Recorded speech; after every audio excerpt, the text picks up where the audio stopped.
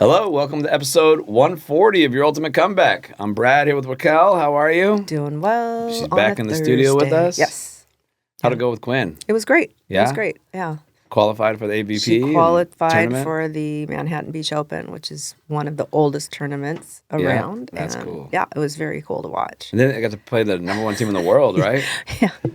Since they made it through the first day, their first match was against, the number one seed, who former Olympians, will be Olympians again this year, I'm sure. Yeah. Number one in the nation and pretty much the world. They're insane. Yeah. So, but it was cool to see. You've talked a lot about mindset and things, and when you know you're not going to win, you can go in playing loose and just, hey, I'm going to do the best I can. Yeah. And they definitely did. It was fun to see them be successful on some things. And Well, they gave him a pretty good little run in game two. Well, yeah, game 2, 17-21's not nothing to sneeze at. Yeah. Yeah, that's awesome. Even though someone told us that, they were only playing at 75% of their Bullshit. whatever. You start creeping on them, I know, they're I going to know. turn it up. Yeah. Yeah. But I loved that the blocker, who's 6'4", that she played against. Yeah, she was a beast. Told her nice options, which means over on 2 because she got her a few times. So that was cool. Yeah, it was really fun to watch. And it was fun to watch them smiling and just like, she said some of those plays that the other team made that went down, she's like, yeah, that was insane. There's just no two ways about that. She's, just the cut shots and so forth. Or she'd say the things that they would do. If I was playing against another college pair, that would have gone down. Yeah. That would have been. But they're just, it's amazing to watch at another level. Yeah. It really is.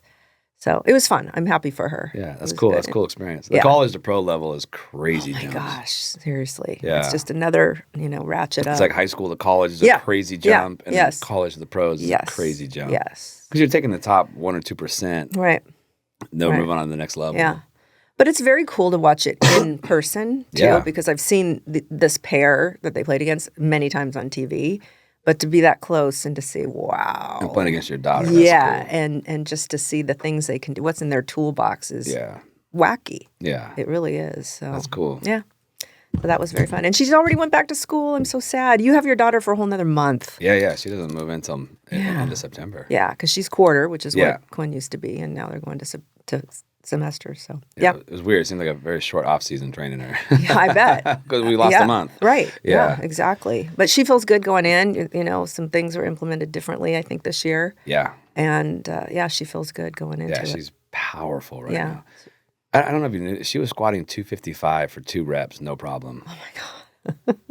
Yeah, Crazy. the last phase room was contrast, so she would go heavy squats for 2 reps right to plyo jumps. Yes. Yeah, she was squatting 255 like it was no big deal. That's crazy. I could have gone heavier, but at that point it was like risk versus reward. Right. But it was fun to watch. Yeah, and to watch her jumping. Yeah, she's flying right now. That's awesome. Yeah. So it's nice when you get to have the clay to mold. Yeah. Right? Yeah. Yeah. She's a strong cookie. It was fun. Yeah. was And she real loves fun. it. Yeah. She loves it. She works hard. Yeah. Cesar. Speaking of Hi. working hard. We haven't checked in with you for a while. I know, yeah. It's been a few weeks now that we've been training together, right? More than a few, hasn't it? Like 4 or 5? I think we just finished week 5. Yeah. Okay. Yeah, because this is our second lower body day of the new phase. Yeah, so we're just finishing week 5. Okay. Yeah. Tell us all the things, Cesar. How's it going? It feels good. Yeah, at first I would leave and my body would hurt a lot. But it's never like a hurt where I'm like, oh man, I need help. It's more like I feel like I accomplished something. Yeah. So I think whatever chemicals I get from working out, like I miss that. So Yeah. It's been years. I haven't worked out consistently since I was in track and field in high school. Yeah. And so that's like at least 12 years ago, 13, 14 years ago.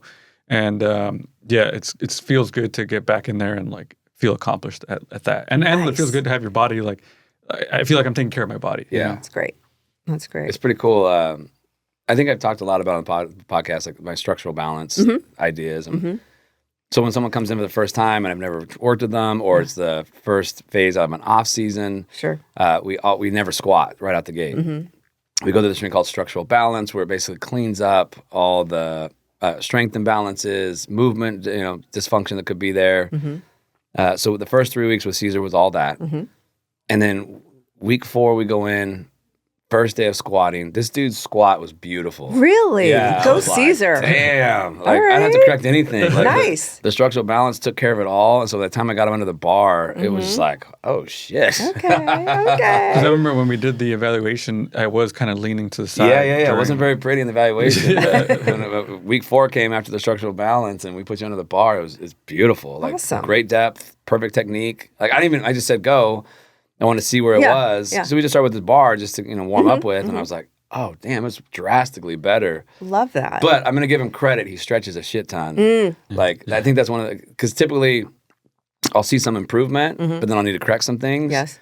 Because most people don't walk out of the gym and then when they're out of the gym, they're stretching every day, doing Right. all those things, which what I loved about one of his big wants was more flexibility. I'm like, great, we got to do that outside of here. Yeah, which he's doing. Yeah, Right? yeah. Yeah, so I think that really helps the structural balance phase because there's structural imbalance, right? Muscle tightness imbalance and things like that. And so he spent a lot of time stretching outside the gym. So I believe that's why when you got into the bar, I didn't have to say anything. Yeah. It was just dialed. That's great. Yeah, because the structural balance helps, but what you do outside of the gym really helps. And so, like, he was telling me he was doing it. I'm like, oh, we'll see see. week 4. And it Proof is in the pudding. Yeah, I mean, I could feel it when I was Yeah. stretching it before workouts and Yeah. stuff. But yeah, that was a first time in a long time having to get any correction on a squat. That's great. Yeah, so I was Yeah. pretty impressed by that. Yeah, it was because what happened with my life was in February I started working for myself, and so I'm doing a lot of editing. And at this point now, sometimes I'm sitting like 8 to 10 hours in front of the yeah. computer, and so I'm like I'm in pain now because of how I'm sitting, and so that I just know that stretching will help that. Yeah. And like after stretching for a little while, I'm like, okay, now this feels like better, Yeah. So that really helped me to continue doing it without hurting. Yeah. When you're doing editing for that long, do you give yourself little breaks every so often to get up and walk around or anything? Yeah, I mean, to have a standing desk too. So Oh, you like, do? it's Great. a transitional, so I do stand up for a little while. But sometimes I'm like in the zone and I'm sitting there for the whole, and then I right. realize, oh man, I've been sitting for 4 hours. Oh, I need to get sheesh. up. Yeah. So I'm trying to catch that, and because it is such a big difference. Like Yeah. once I know that, like if I'm sitting there for a while and I do that stretching, like it makes it so much better. I go to sleep better too. 'Cause I used to go to bed and my legs would be hurting going to bed and waking up too. Oh, wow. And so now I feel like it's not that. Yeah. Yeah. That's good. That's tough because I'm on my feet all day from Monday through Friday, but then Saturday, Sunday, I'm at the desk for 4 to 6 hours at a day. Yeah. And even it's just in those 2 days, like by Sunday night, I'm like, damn, I am getting stiff. Sitting's hard. You weren't you telling us that we're not really meant to be doing No, that? there was a cool. It was a story, it was something, a report. I don't remember what it was, but it was pretty cool. They it's third world country. Oh yeah. They had like these workers that were kind of on a line working. Yeah. And they were just like crouched down, like in a deep squat, and they were working. And they're like, "This is inhumane. We need Yeah. to bring chairs Sure, and benches in." So they brought in chairs and benches, showed them how to use it. They came back in later, and the workers were on top of the benches, squatting, doing the work. So yeah, I don't believe sitting is a natural movement. I think it's something we created. The way that we do so long and such lengthy periods. Yeah, too. but it causes a lot of dysfunction over time, especially like from a flexibility standpoint. Yeah. So you see people, they start getting really tight hip flexors. Like psoas gets really tight, Yeah. causes back pain. Yeah, it's rough on the body to sit. Right. Yeah. It's interesting how many little things make a difference, because I heard on the radio years ago that if you're sitting on your wallet, like that messes up your bowl. Oh, And how I never interesting. thought, so after that, I never sat on my wallet. But it makes ever. sense. And it can contribute to like sciatic pain and stuff like wow. that. Yeah. Yeah. Does that depend on how thick your wallet is? And that's one of the things too I want to talk about was the movements that we're doing. They're like you're saying, they're not natural movements. Like when I do the good mornings right now, where it's like it's so hard to like hinge in that way. And it's like you told me yesterday, it was like telling somebody to lift with their knees is like the worst thing. Yeah. Well, so I believe there's the natural movement patterns, I believe, are squat, hinge, which is like a bend pattern or a deadlift pattern. Yep. Lunge, twist, push, pull. I think those are kind of like the basic, like the big movement patterns that we do in real life, in the real world, like out in the wild. Yes. Most people lose the ability in the bend pattern, the hinge pattern. I was going to say, why, and I see this in my classes all the time, do so many people hunchback when they hinge?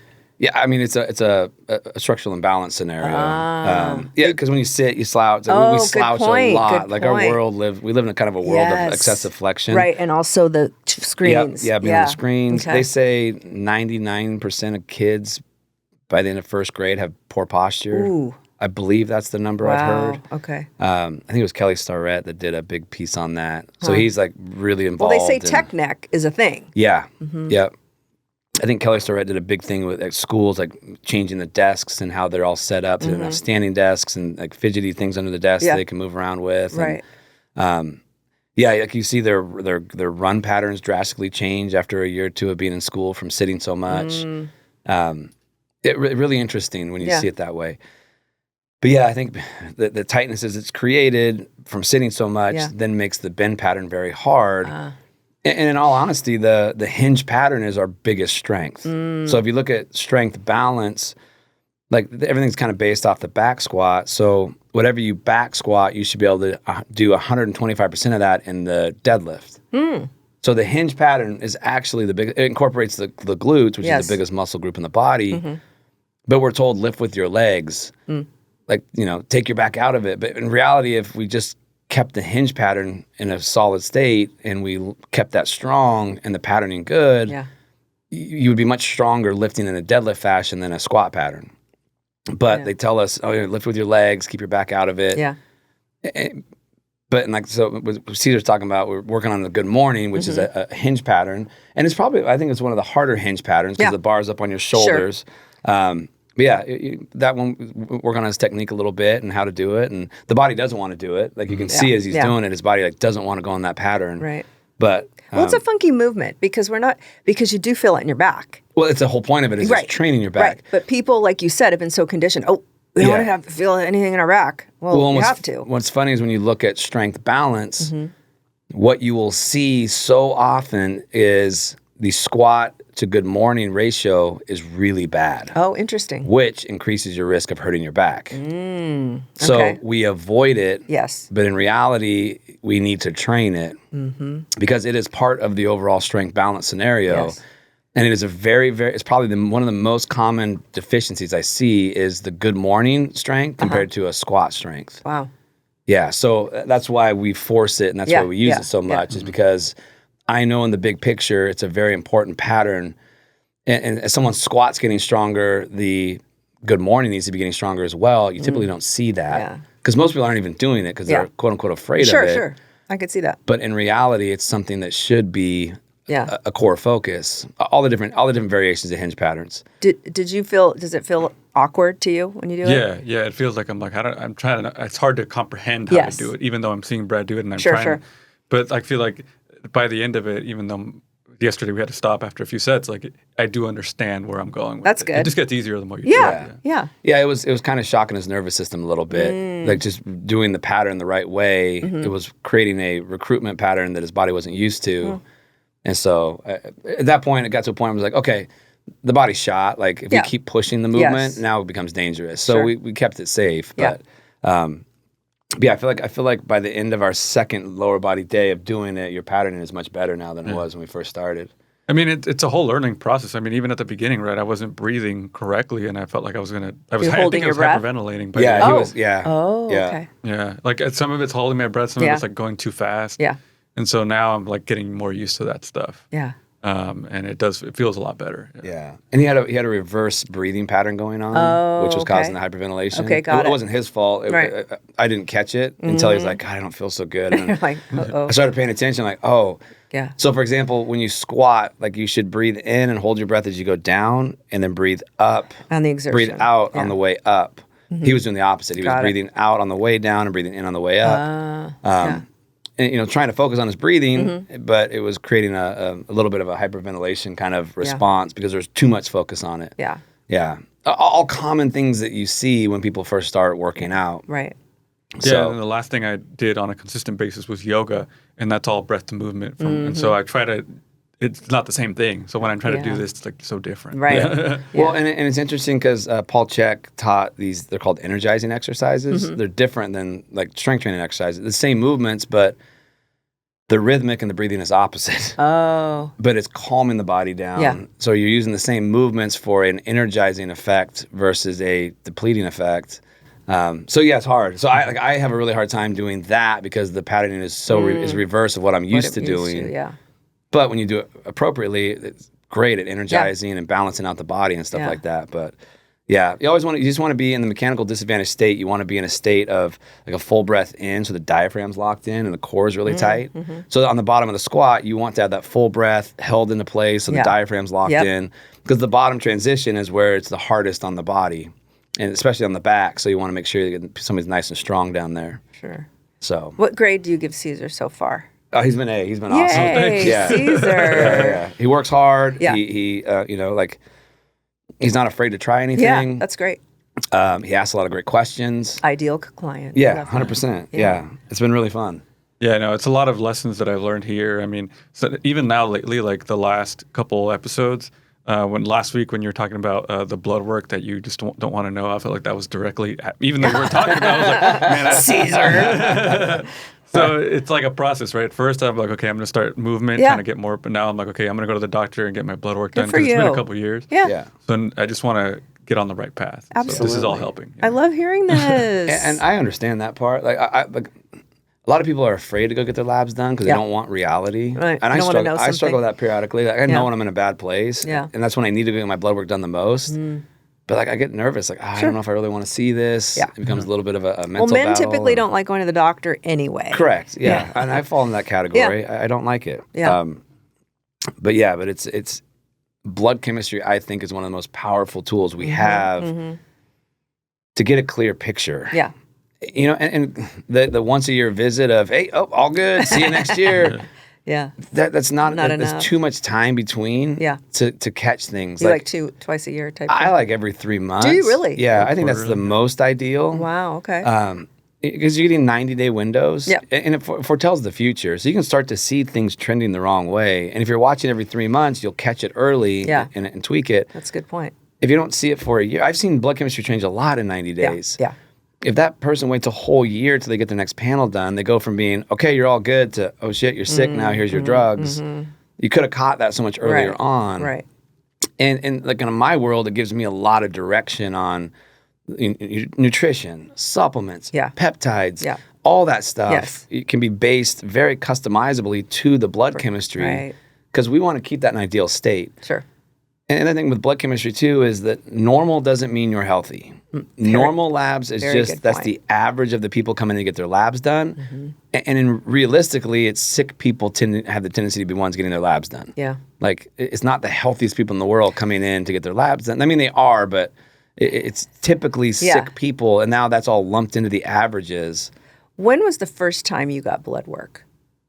I'm trying to remember. I think even I know was when like I was 16. Oh, were you really? Well, because I remember I was told I had high cholesterol, and they wanted to put me on cholesterol medication. Yes. I was in my teens when that happened. Wow, I think it was 16 to 18. Okay. Huh.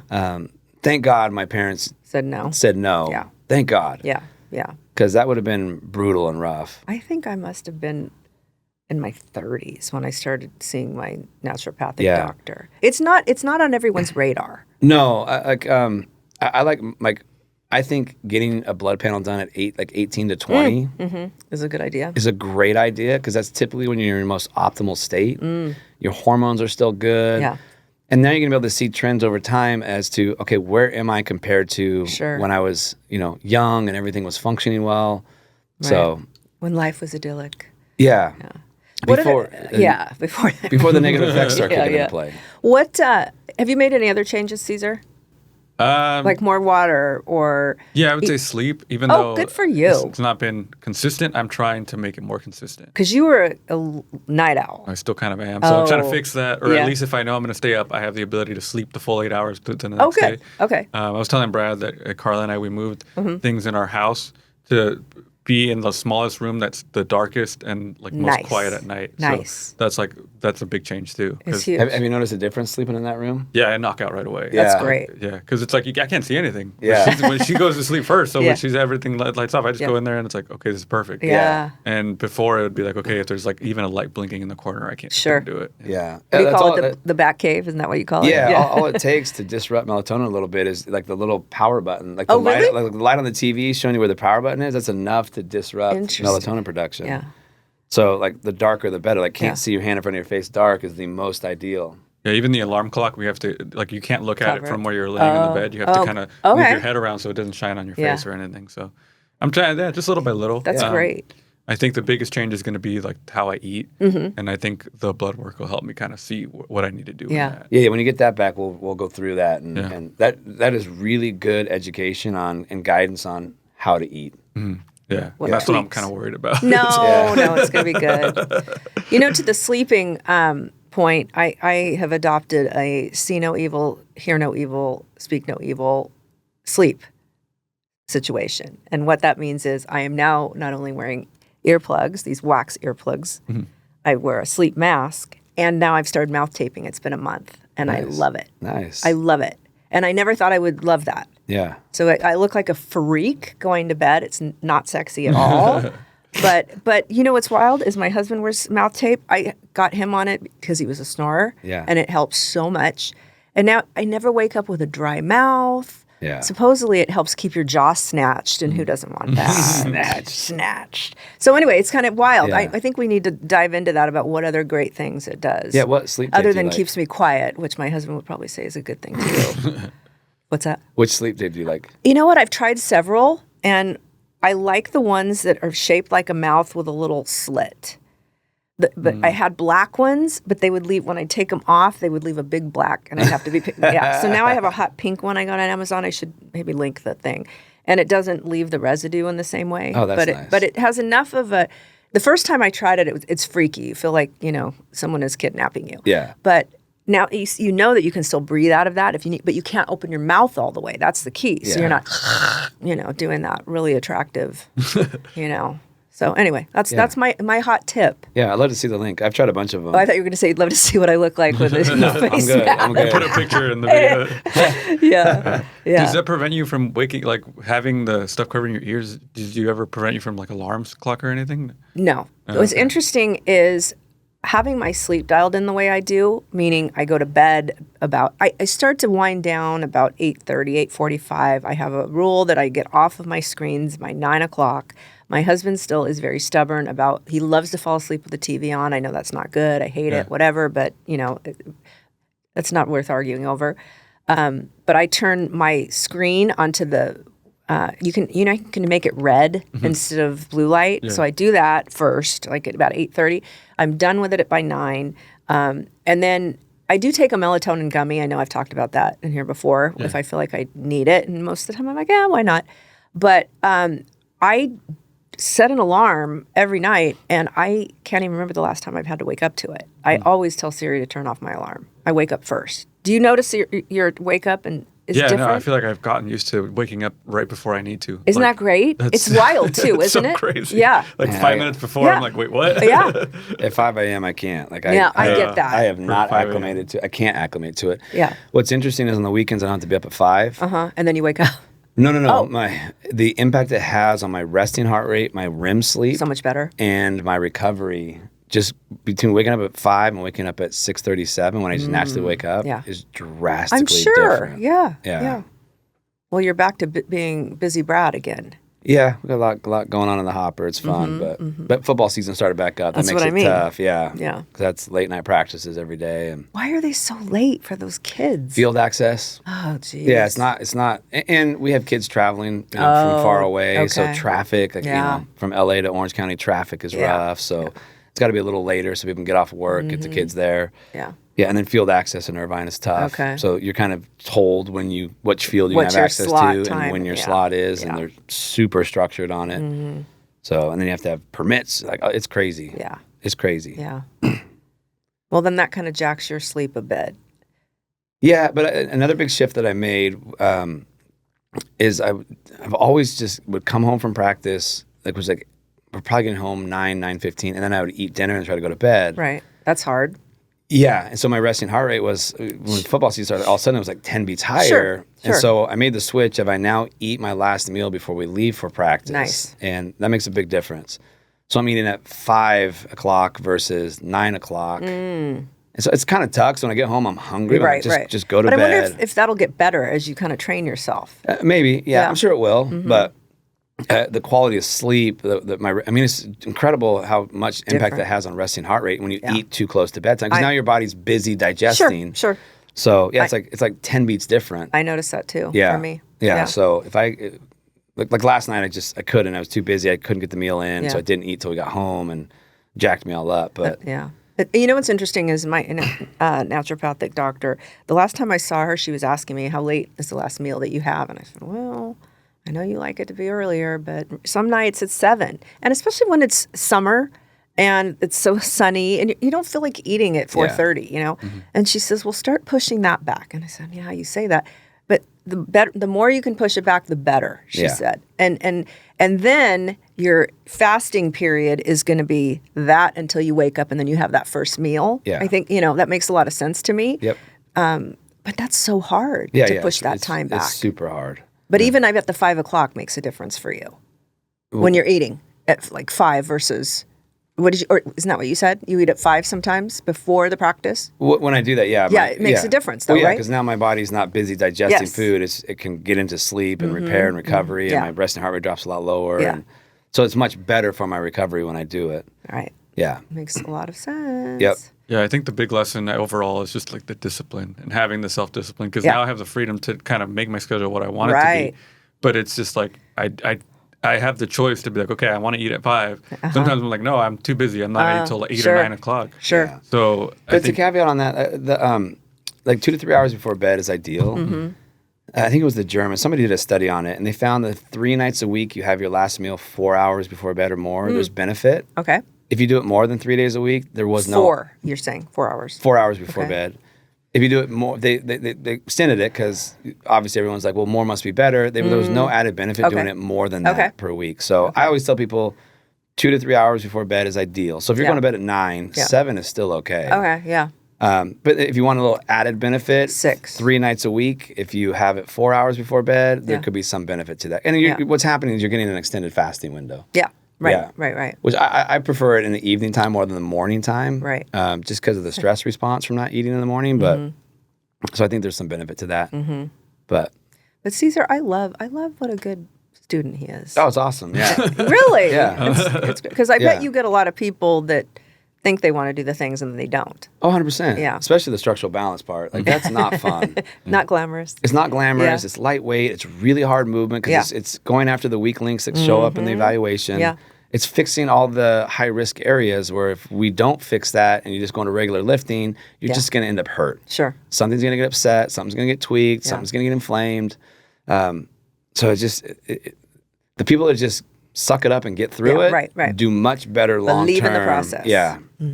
That's great. My pro athletes I feel bad for. Even my college athletes, it's the first thing they do every year and they effing hate it. So did you do that with Quinn again? Oh, yeah. She always starts off with a structural balance phase. Okay. She usually does it when she's still at school, when season's over. It. Okay. But yeah, her first phase is always a structural balance phase. Okay. Garrett's first phase, always a structural balance phase. And he hates it. But like they know they need to do it. Right. Because it helps them feel better very quickly after season's over. That's awesome. Yeah, but no one likes it. Yeah. Like I've never had somebody say, God, I really love structural balance. Let's do that. Let's do more of that. Yeah. Yeah. But yeah, it's a powerful tool that I've come to learn and utilize.